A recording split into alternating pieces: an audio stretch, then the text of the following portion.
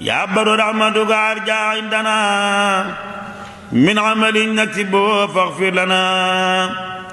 ولجميع المسلمين أجمعين والمسلمات كلهن كل حين ولا تواخذنا بسوء الأدب وبالتجرؤ وكسر اللعب وإن تجرأنا فلا نرجو سواك كلنا تفضلا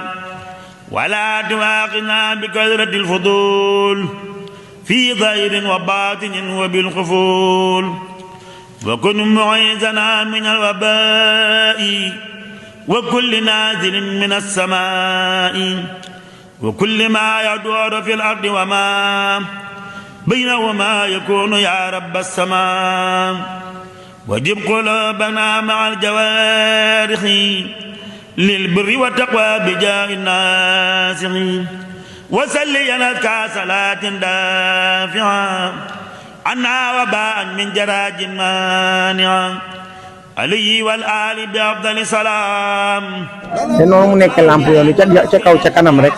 yàlla na yàgg. lamp yoon wi léppam si yoon wi la yow mi am màggal bëgg ku la ko jëlal wala cant ak ngondum xas da ngondum sikarullah day rek lu mën a doon te soxla ñu la ko jëlal woo ñu gaaw disponible leen partout wala publicité lu mën a doon dañ koy def wooteel gaaw si numéro yooyu vidéo yi leer nañ te njëggu xéewale lamp yoon wi disponible partout 24 heures sur 24 avec des belles images. yàlla na yàgg yoon wi yokk rek ak ndam waaw yokk ca kaw ca kanam. lamp yoon wi télé bi gën a am ci télé yi télé bi gën a sell ci télé yi dinañ ñaan ak yàlla baax incha allah ca kaw ca kanam rek ajëri